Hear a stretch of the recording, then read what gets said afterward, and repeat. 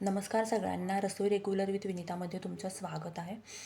तर लहान मुलांच्या टिफिनसाठी ना आज काय नवीन करून द्यायचं, मुलांना आज काय नवीन करून द्यायचं, जेणेकरून त्यांचं टिफिन पण पूर्ण फिनिश व्हायला पाहिजे. म्हणजे पूर्ण टिफिन घरी रिकामं होऊन यायला पाहिजे, मुलांना पोटभरीचं सुद्धा असायला पाहिजे आणि एकदम प्रोटीनयुक्त. तर अशा पद्धतीने मी मुलांसाठी ना प्रोटीनयुक्त असे हे इडली बनवले आहेत. म्हणजे हे इडलीला मी मुगाच्या डाळीची बनवलेले आहेत. तर त्यासाठी मी ते 1 वाटी मुगाची डाळ रात्रभर भिजत ठेवलेले आहे आणि दुसऱ्या दिवशी सकाळी त्याला मिक्सरच्या भांड्यामध्ये अशा पद्धतीने बारीक वाटून घ्यायचं. तर इथे मी सर्व मुगाची डाळ वाटून घेतलेली आहे. त्यामध्ये मी ते 1 3 ते 4 चमचे बारीक रवा घेतलेला आहे.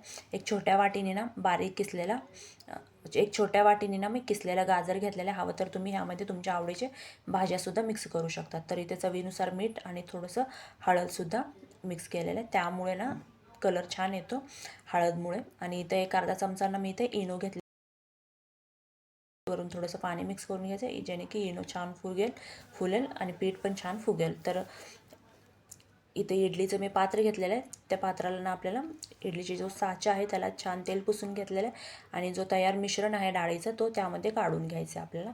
तर अशा पद्धतीने मी ते सर्व पात्रामध्ये इडलीच्या साच्यामध्ये काढून घेतलेलं आहे. आणि इकडे मी पाणीसुद्धा उकळायला ठेवले होते गॅसवरती. तर त्यामध्ये आपल्याला हे साचा ठेवून द्यायचे एक एक करून अशा पद्धतीने. म्हणजे 10 मिनटं आपल्याला हे इडली वाफवून घ्यायचे. तोपर्यंत इकडे चटणी करून घेऊयात आपण. तर एका कढईमध्ये मी ते जिरे घेतलेले अर्धा चमचा, 1 कांदा घेतलेला आहे आणि 2 टोमॅटो घेतलेला आहे. हे व्यवस्थित परतून घ्यायचं आहे आपल्याला छान व्यवस्थितपणे. आणि त्यामध्ये 1 2 हिरवी मिरची आणि लसूण घेतलेलं आहे, लसणाच्या पाकळ्या 1 2 ते 3 आणि सुकं खोबरं घेतलेलं आहे थोडंसं. आणि हे सर्व व्यवस्थित आपल्याला तेलामध्ये छान परतून घ्यायचं आहे. आणि थंड झाल्यानंतर आपल्याला ते मिक्सरमधनं वाटून घ्यायचं. तर इथे मी गॅस बंद करते आणि मी शेंगासुद्धा भाजून घेतलेलं आहे, त्याचे साल काढून घेतले आहेत, ते पण आपल्याला त्यामध्ये काढून घ्यायचं आणि आपल्याला वाटून घ्यायचं आहे. आणि त्यामध्ये मी वाटताना कोथिंबीरसुद्धा मिक्स केली.